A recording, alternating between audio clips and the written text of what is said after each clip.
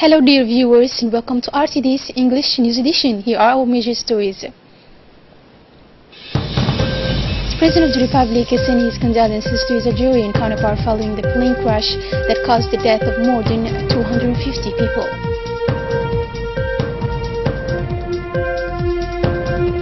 In Syria, according to the Russian army, government forces took full control of the eastern Ghouta.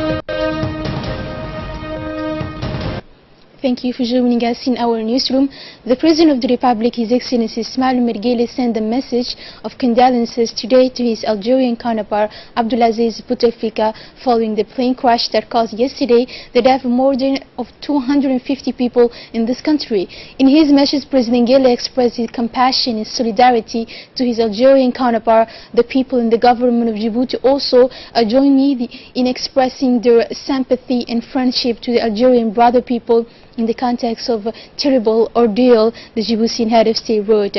I express the wish that your country will quickly overcome this tragedy, said the President of the Republic, praying the Almighty to spare the Algerian family nation tragedies as traumatic as the one that has just affected them. The Algerian military transport plane crashed on Wednesday shortly after taking off from Bufarik Air Force Base some 30 kilometers south of Algeria, killing 257 people. The victims on board this unit of the Algerian army are mostly soldiers and members of their families, according to the authorities. Algerian President Abdulaziz Bouteflika has declared a 3-day national mourning from Wednesday. The victims are the 10 crew members and 247 passengers, most of whom are National People's Army personnel and family members, said the Minister of Defense. This report makes it the worst air disaster, civil or military, occurred in Algeria and the fourth deadliest in the world in the last 20 years. A tripartite Djiboutian delegation chaired by Mr. Hassan Idriss Samiré, the Minister of Labour in charge of administration reform, participated in the 45th session of the Arab Labour Conference, currently being held at Cairo. The Minister of Labour welcomed at the airport by Mr. Mohammed Dour Hersi, the Ambassador of Djibouti in Egypt and permanent representative of the League of Arab States, was accompanied by Mrs. Ikram Awali Farah, Director of Labour, Employment and Social Security, Mr. Osman Ali Mohammed, Technical Advisor to the Minister, Mr. Abdul Qadir Umar Yusuf, Deputy Secretary General of the National Confederation of Employers of Djibouti, and Mr. Mohammed Yusuf Mohammed, President of the Djiboutian Union of Labour. Organized under the patronage of His Excellency Mr. Abdel Fattah al-Sisi, President of the Arab Republic of Egypt, the work of the 45th session of the Arab Labour Conference was opened by Mr. Mohammed Saqaf, Minister of Labour of the Arab Republic of Egypt, the Secretary General of the League of Arab States, Mr. Ahmed Abdul Gate, and the Director General of the Arab Labour Organization, Mr. Faisal Mutawi. This conference also saw the participation of a number of Arab and international figures active in the field of socio-economic development. In addition to the questions included in the agenda, other topics were discussed during this session, such as the report of the Director General of the OIT entitled The Dynamics of the Arab Labour Market, Transformations and Progress, Social Responsibility of Private Sector Institutions, Productivity and its role in improving competitiveness and growth. The Ambassador Ahmed Araita Ali presented on April 11, 2018 to Mrs. Patsy Reddy, Governor General of New Zealand, letters of credence by the President of the Republic of Djibouti, His Excellency Ismail Mergueli, accredited Ambassador Extraordinary and Plenipotentiary of the Republic of Djibouti to New Zealand, with residency in Tokyo. During this meeting, the ambassador first conveyed the greetings of the President of the Republic, Ismail Mergueli, and his wishes for health and happiness to the Governor General. On this occasion, the ambassador stressed the need to strengthen bilateral relations through trade and cultural exchanges by exposing the political stability of Djibouti, its potential growth, its strengths in terms of logistics and port infrastructure open to all East African region, which makes Djibouti a commercial center in the common market of Eastern and Southern Africa, COMESA, which has more than 400 million inhabitants. Now moving on with the national news, the Ministry of Budget organized on Wednesday, April 11, 2018, this premises a training workshop for the managers of advance for the various ministerial departments. And this training, which brought together 18 cash advance managers, was led by Mr. Rashid Hassan Saban, advisor by the President of the Republic, and Mr. Abdullahi Gedi, technical advisor to the Ministry of Budget. As part of its human resource capacity building reform program, the Ministry of Budget decided to organize this workshop for the benefit of the state's advanced managers, and this training is also part of the actions undertaken by the Ministry of Budget to reinforce good practices and good management of public funds. This workshop is chaired by the Secretary General of the Ministry of the Budget, Mr. Simon Mibratu. MINFAB Secretary General Mohammed Abdullah Mahyoub received yesterday afternoon a joint mission on the World Bank, the Global Partnership for Education and UNICEF. The meeting took place in the presence of Director Generals of MINFAB, and the meeting, which concluded a mission of a week, allowed to review the level of execution of the action plan of the education for the year 2017-2019, but also and especially to register by the details menu the components and the activities as part of an ambitious MINFAB project supported by 3 major partners mentioned above.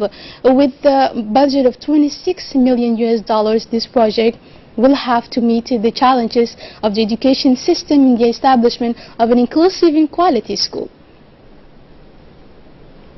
And following information on the discovery in Dai of a dead animal unknown to the local population, the Ministry of Environment, responsible for the management of national biodiversity, sent a mission to Dai in order to detect the origin of the animal carcass found by a forest keeper.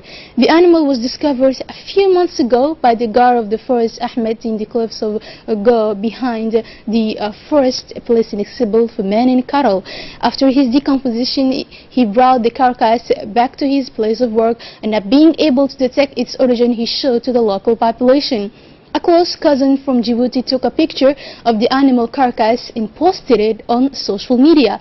This information has been included on social networks, where the photo of this animal is posted with comments suggesting that this unknown animal species may represent a danger to the population.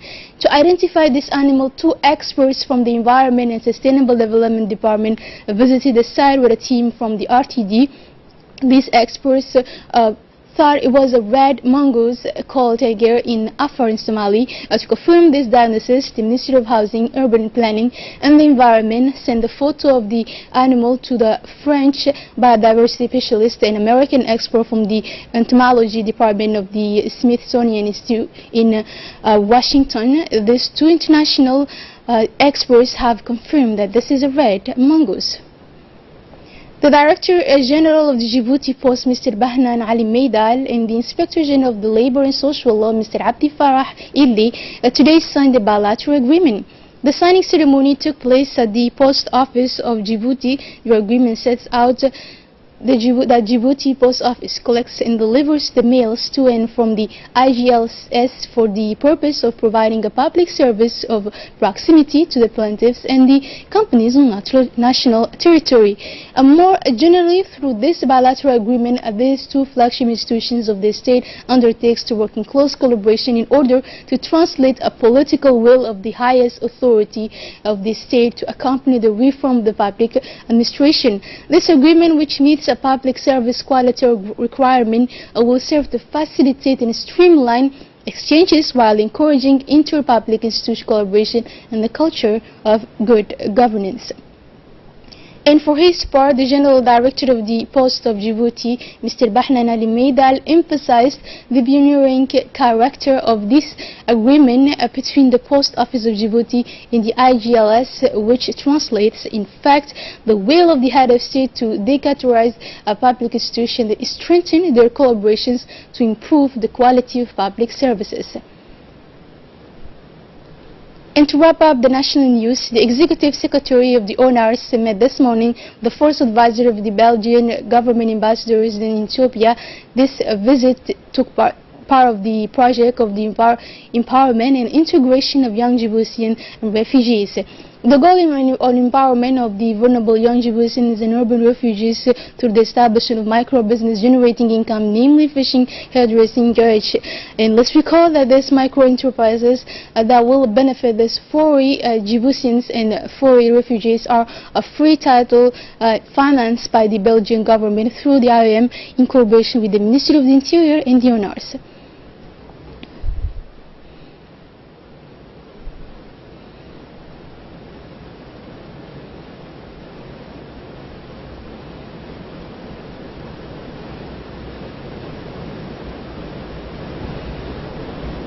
Now focusing more on the international news, piracy doubles in Western African waters. Although the subject seems less talked about these days in the media, piracy is more than ever present in West Africa and even redoubles intensively. A resurgence of armed attacks against ships, mainly merchants in the waters of West Africa, is to be reported according to the BMI International Maritime Bureau. A division belonging to the International Chamber of Commerce. In the first quarter of 2018, there were 66 incidents of piracy compared to 43 for the same period in 2017 and 37 in the first quarter of 2016. That is almost a doubling in the space of 2 years, and worldwide 100 crew members were taken hostage during the first 3 months of the year, while 14 have been kidnapped from their edge by pirates, and during this same period 39 ships were arrested. In addition, 11 were fired and 4 ships were also hijacked. Even more worrying, the BMI also reports that nearly 12 attempted attacks have been reported. Saudi Arabia amateur videos posted on social networks show what seems to be an explosion in the Saudi sky. They were filmed by the local from around Riyadh. The Saudi army subsequently confirmed the successful interception of a ballistic missile fired at Riyadh from Yemen by the Houthi rebels. 2 other drones were shot down in the south of the kingdom while they were targeting an airport. 2 weeks ago, the Houthis had already fired several missiles at Saudi Arabia in retaliation of the strikes Riyadh has been waging for 3 years to drive the rebels out of Yemen. This war has already killed more than 10,000 people and caused a serious humanitarian crisis. The last insurgent pocket of Syria, eastern Ghouta, fell into the hands of Bashar al-Assad's army. The last rebels who were interested in the city of Douma handed over their heavy weapons. According to an NGO, their leader left the area heading north. A highly symbolic flag of the Syrian government is now floating on Douma, marking the Syrian regime's resumption of control of all eastern Ghouta, the Russian army announced on Thursday. The Russian Minister of Defense announced the resumption of this area by the group Jaysh al-Islam and the deployment of its police. The situation will be normalizing, reports the Russian state agency. Eastern Ghouta was the last and most important insurgent stronghold near Damascus, but armed groups eventually surrendered after the relentless military strikes by the Syrian army and its Moscow allies. The Organization for the Prohibition of Chemical Weapons confirmed Tuesday the British government thesis on the Russian origin of the enervating agent used in England to poison the former Russian spy Sergei Skripal and his daughter. The results of the analysis conducted by the OPCW designed laboratories confirmed the UK's findings regarding the identification of the toxic chemical agent used as a Salisbury. OPCW said in a statement in London. The organization also emphasized the great purity of the substance that London has identified as an innovating agent of the Novishka family and made Moscow responsible for the attack. British Foreign Minister Boris Johnson on Thursday convened a meeting of the Organization for the Prohibition of Chemical Weapons on April 18 to study the aftermath after the publication of its findings confirming the identity of the poison used against the former Russian spy. In sports now, Champions League, Real Madrid and Bayern Munich qualify for the semi-finals. Bayern Munich and Real Madrid have made it through to the last four of the Champions League after beating Sevilla and Juventus respectively. They joined Liverpool and Roma in the semi-finals of the competition. Real scraped through to the last four after a stunning fight back at the Bernabeu by Juve. The Spanish Giants lost 1-3 in the second leg but ended up going through 4-3 on aggregate. In Germany, there was less drama with the score finishing 0 and as well Bayern finishing 2-1 on aggregate. And this is it for this news. Thank you for joining us on RTD and have a good night.